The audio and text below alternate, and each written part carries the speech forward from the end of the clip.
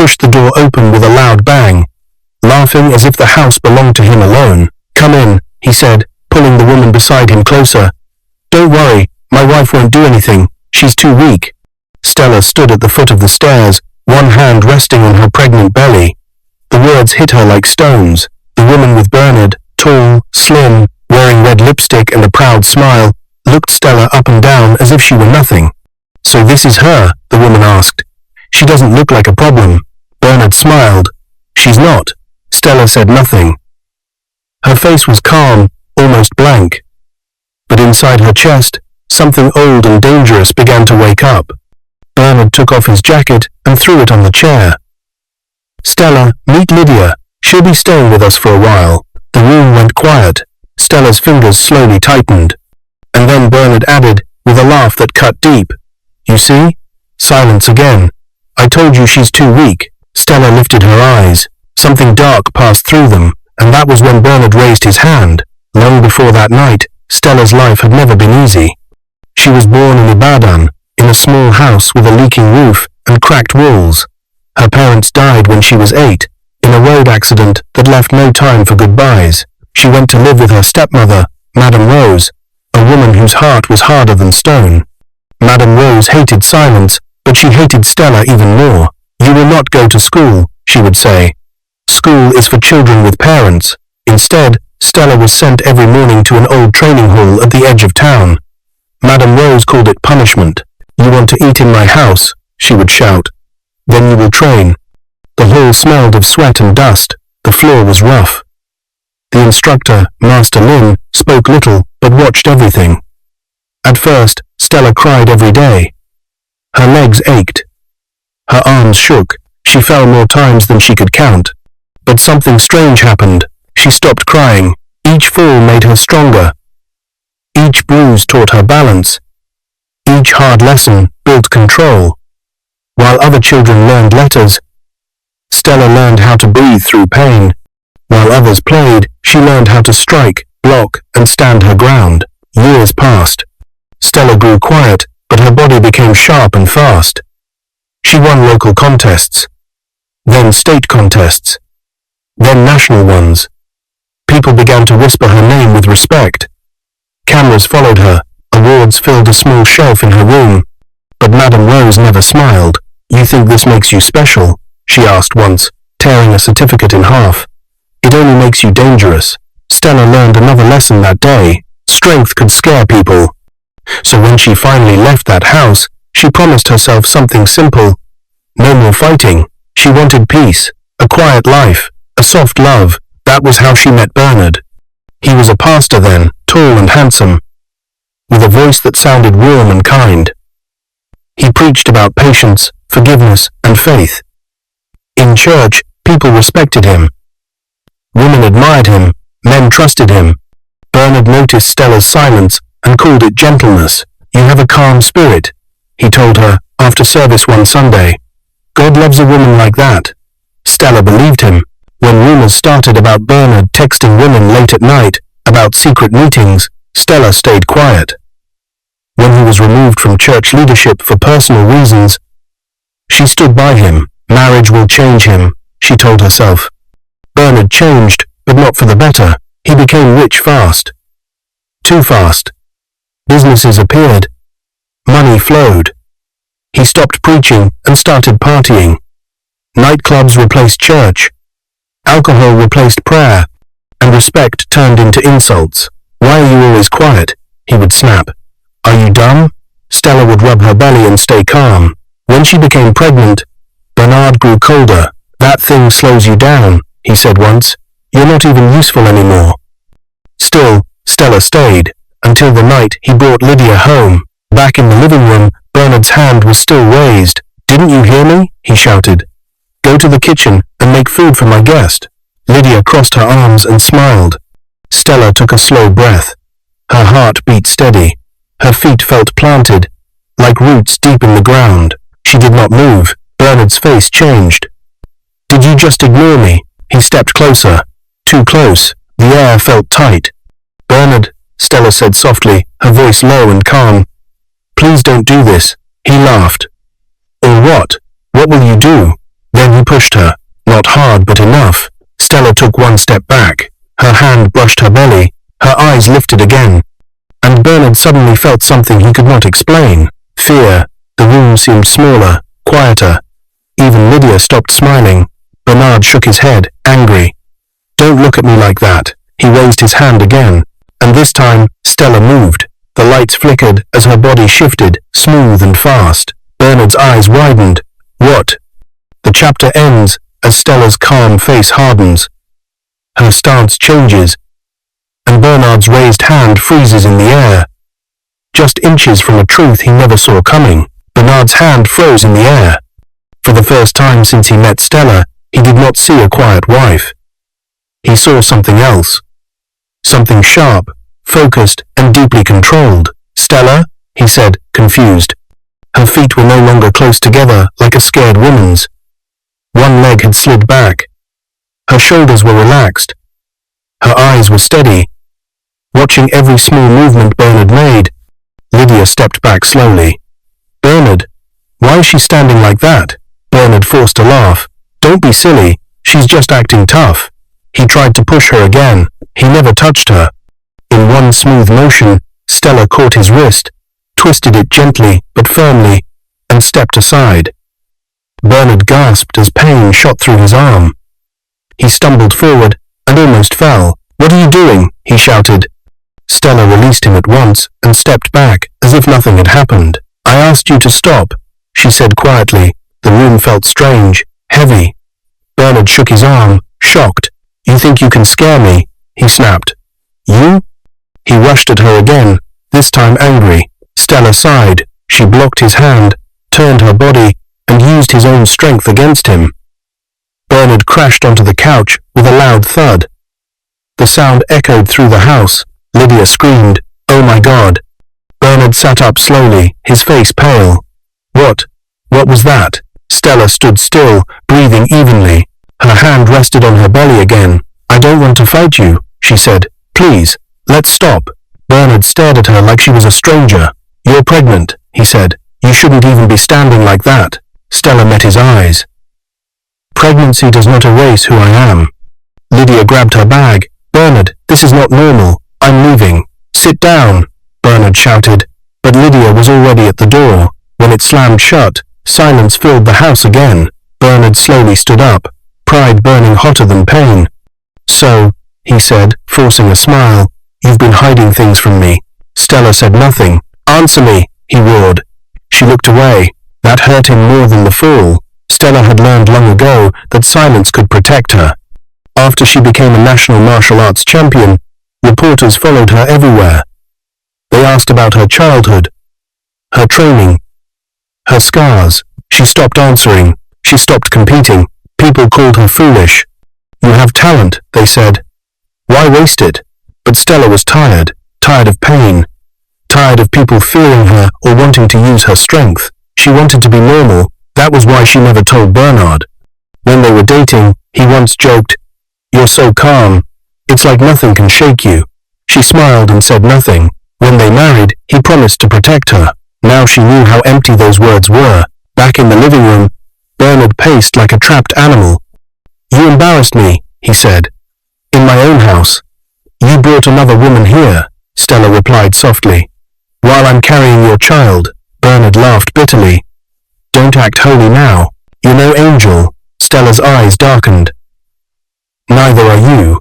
That slap hurt more than any kick. Bernard's face twisted with anger. So what are you? Some fighter? Some dangerous woman? She hesitated. Yes, she said. I was trained. How? He demanded. Stella closed her eyes for a moment. Memories rushed back cold floors, bruised knees, Master Lin's quiet voice. As punishment, she said. Bernard scoffed. You expect me to believe that? I don't need you to believe me, she replied. I need you to respect me. He stepped closer again, lowering his voice. You think this changes anything? You're still my wife. This is still my house. Stella looked around. The walls felt smaller than before. I will not be abused, she said. Not again. Bernard pointed at her belly. You need me. You and that child. Stella's hand tightened into a fist. The next morning, news spread faster than fire. Lydia told her version first. She cried to friends, saying Bernard's wife was violent. She said Stella attacked him for no reason. The story grew as it traveled. By afternoon, Bernard's phone would not stop ringing. Old church members called. Business partners whispered. Some laughed. Pastor Bernard beaten by his pregnant wife. One man joked. Bernard felt his world slipping. He stormed into the bedroom where Stella was packing a small bag. "What are you doing?" he asked. "Going somewhere safe," she replied. "You're not going anywhere," he said, blocking the door. Stella looked at him calmly. "Move. You think you can walk out and ruin me?" he said. "After everything? You ruined yourself," she said quietly. Bernard's chest heaved. "I made you. Without me, you're nothing." That was when Stella finally raised her voice. "I was strong before you," she said. "I was whole before you." Bernard grabbed her arm. The air changed again. Stella moved fast, twisting free without hurting him, but enough to make a point. Bernard staggered back, breathing hard. Fear returned to his eyes. "You're not normal," he whispered. Stella picked up her bag. "No," she said. "I'm just awake." As she walked past him, Bernard realized something terrifying. He had never known his wife at all, and the truth he tried to bury was rising, inside the house, inside the city, and inside himself.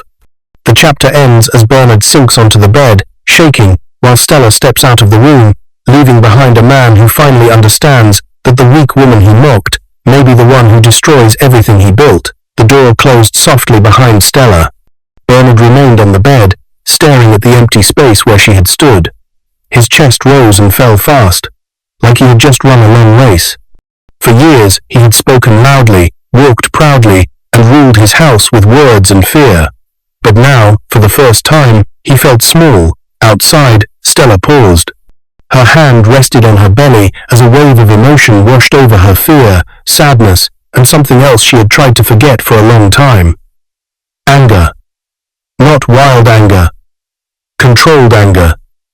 The kind she was trained to use and never lose control over. She stepped into the sunlight and walked away. Stella did not go far. She stayed with Mama Nkechi, an old woman from church who sold fruits by the roadside and asked too many questions but loved deeply. When Mama Nkechi saw Stella's face, she said nothing at first.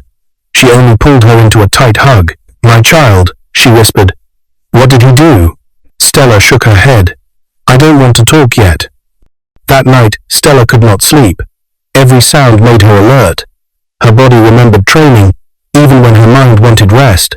She placed one hand on her belly and spoke softly to her unborn child. "I will protect you," she said. "I promise." Far away, Bernard was also awake, but for a different reason. His phone buzzed non-stop. Messages poured in. Voice notes, missed calls. Someone had posted a video. It showed Bernard being thrown onto the couch.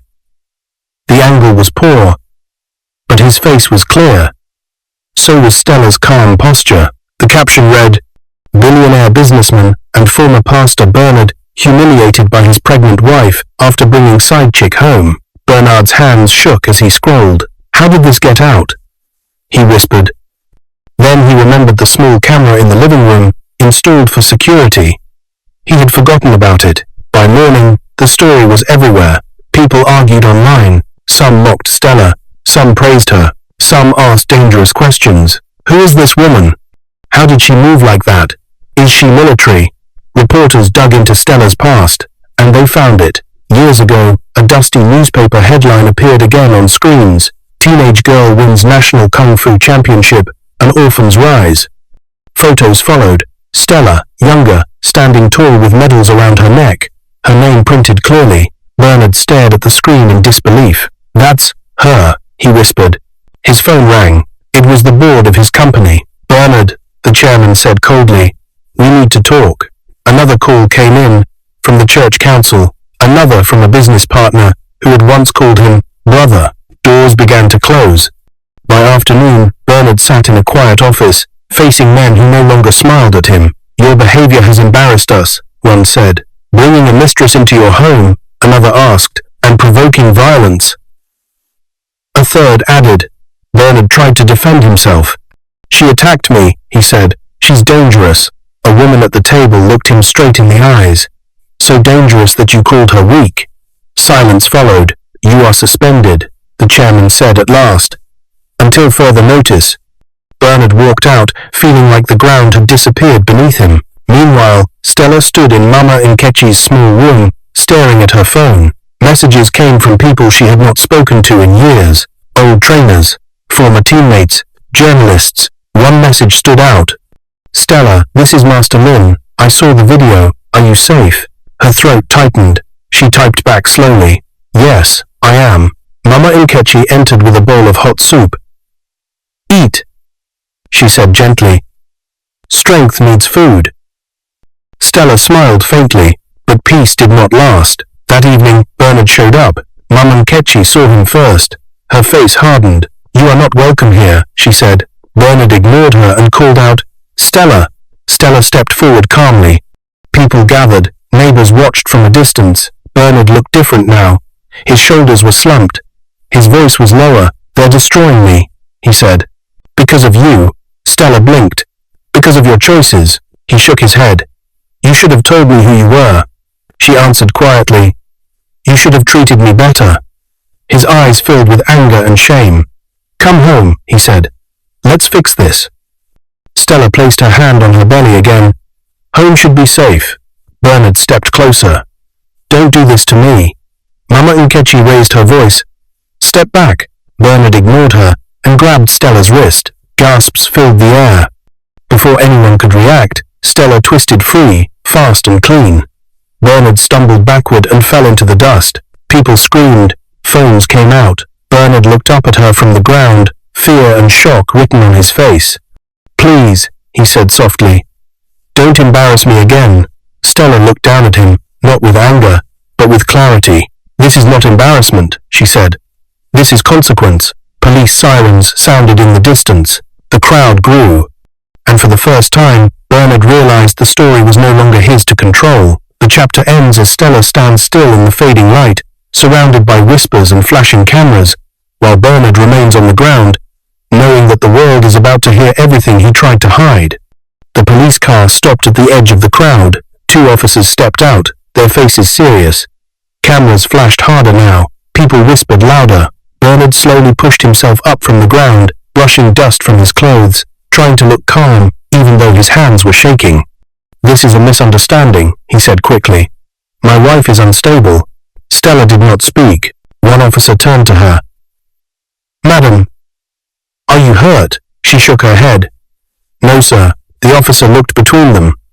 Then why were people shouting? Mama Nkechi stepped forward before Bernard could speak again. This man followed her here, she said firmly. He grabbed her. She only freed herself. Several neighbors nodded. Phones were still raised.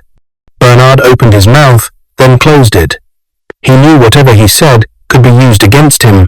By the police, by the public, by the world watching online. The officers warned him. Sir, you need to leave, one said.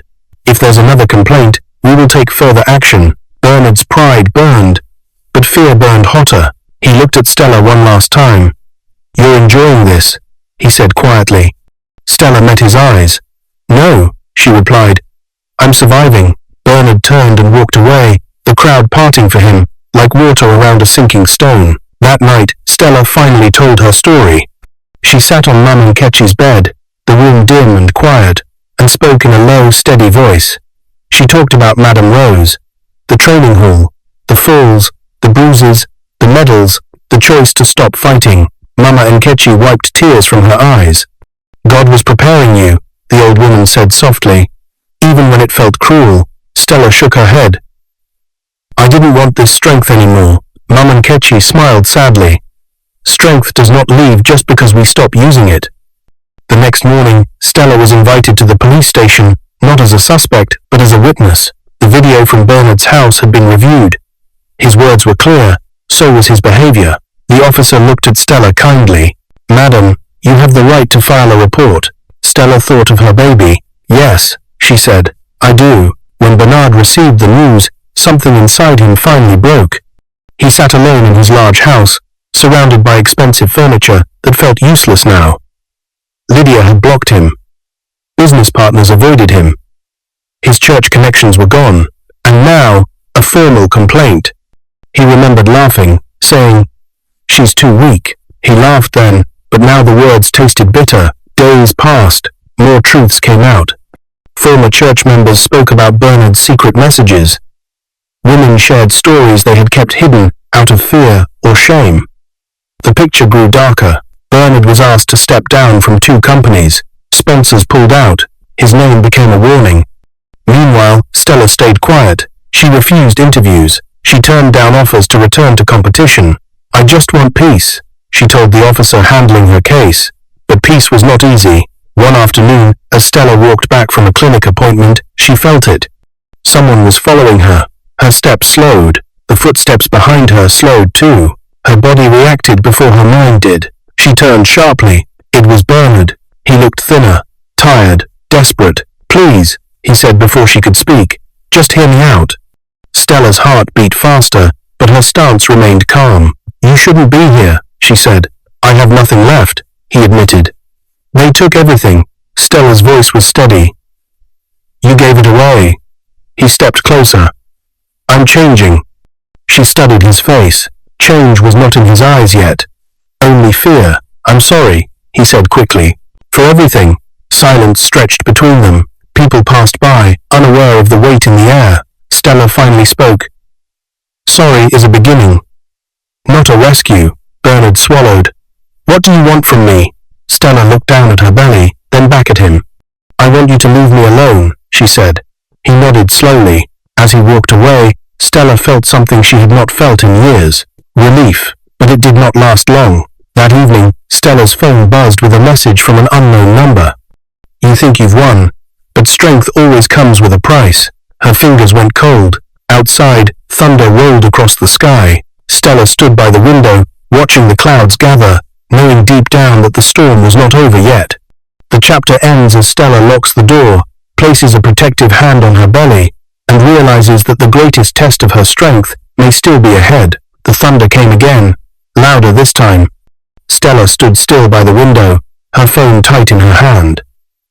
The message stayed on the screen like a threat that refused to leave. Strength always comes with a price. She did not reply. Instead, she breathed in slowly, the way Master Lin had taught her years ago. In through the nose, out through the mouth. Calm, first. Always calm. Her baby kicked gently. "I know," Stella whispered. "I know." The next day, everything came to a head. Bernard woke up to another blow. His last major investor pulled out. The company board released a statement cutting all ties with him. The words were polite, but the meaning was clear. He was finished. The man who once stood on pulpits and stages, who spoke into microphones and ordered people around, now sat alone in silence. That was when he decided to do the one thing he should have done long ago. He went to the police station, not to fight, not to defend himself, to confess. "I was wrong," Bernard said, his voice low and tired. "I abused my power. I hurt my wife. I brought shame on myself." The officer listened carefully and wrote everything down. "What made you come today?" the officer asked. Bernard swallowed hard. "I finally saw myself the way the world sees me." Across town, Stella was at the courthouse. She did not wear makeup. She wore a simple dress and flat shoes. Mama Nkechi walked beside her, holding her hand. When Stella entered the room, people whispered, "That's her, the Kung Fu woman, the pastor's wife."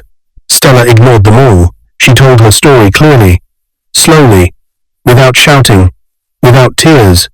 She spoke about silence, about hoping love would change a man, about choosing peace again and again until peace was broken. When she finished, the room was quiet. The judge nodded. "Strength is not violence," he said, "and silence is not permission." Bernard stood when it was his turn. He did not look at Stella. "I believed quiet meant weak," he said. "I was wrong. That was all." The ruling came weeks later. Bernard lost more than money. He lost access. He lost control. He was ordered into counseling and community service.